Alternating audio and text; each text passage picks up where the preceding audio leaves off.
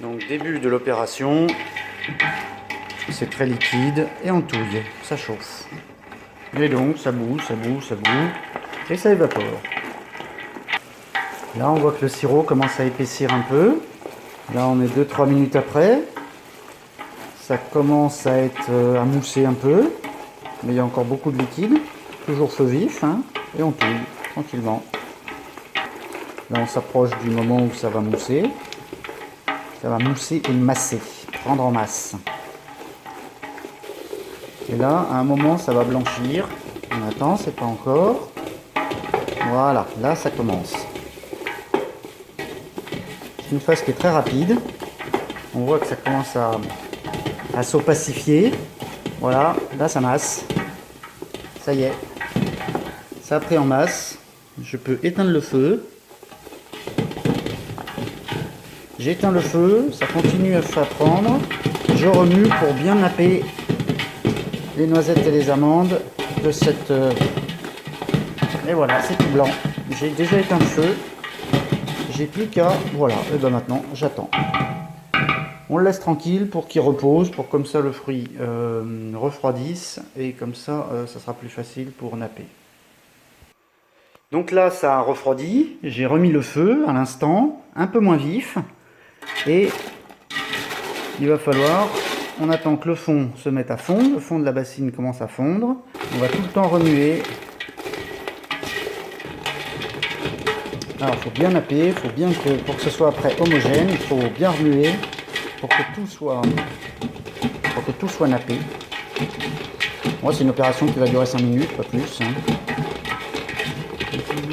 Parce qu'en même temps ça permet à la praline, à la gangue blanche, de refondre un peu partiellement et de se napper de caramel pour qu'elle soit bien brillante.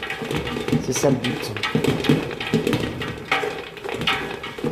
Mais il ne faut pas que ça chauffe trop. Là, je vais baisser un tout petit peu le feu. Voilà. Je baisse le feu pour que ça fonde mais que ça ne brûle pas. Et après, le but, en fonction de la couleur, on essaye qu'il n'y ait plus de blanc ou beaucoup moins de blanc. Et quand il n'y a plus de blanc, et que c'est bien doré,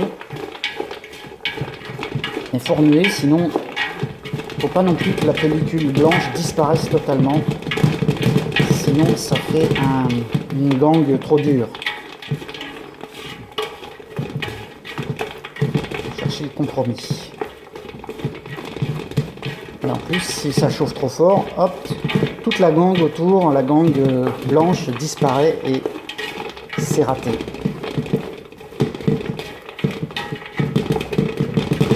Évidemment, là, comme je fais avec la moitié, les proportions plus habituelles, c'est moitié sucre et moitié fruits.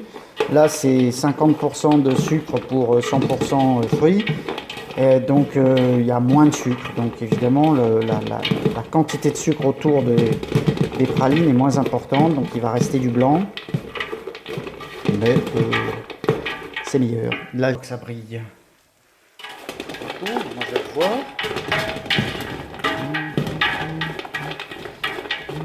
Bon, voilà, c'est assez brillant partout. Il reste du blanc, mais sinon tout va refondre ou tout va cramer. Donc je pense que c'est pas mal. Voilà. Donc là, je vais verser maintenant. Ah.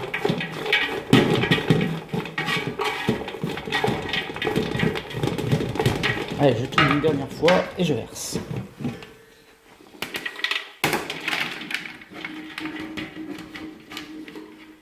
Hop. Là. Donc quand même, c'est tout beau et tout brillant. C'est chouette.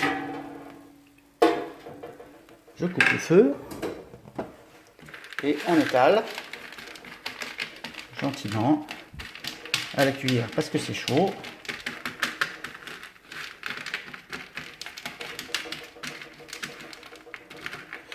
Et on étale grossièrement, on laisse refroidir et on finira de casser ce qui est, quand ça sera refroidi, c'est pas un problème.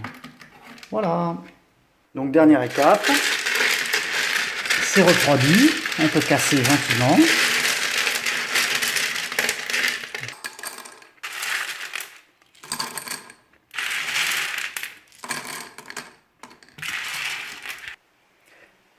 Et voilà, à conserver un peu, un mois ou deux ou trois, ou à déguster tout de suite. Bon appétit!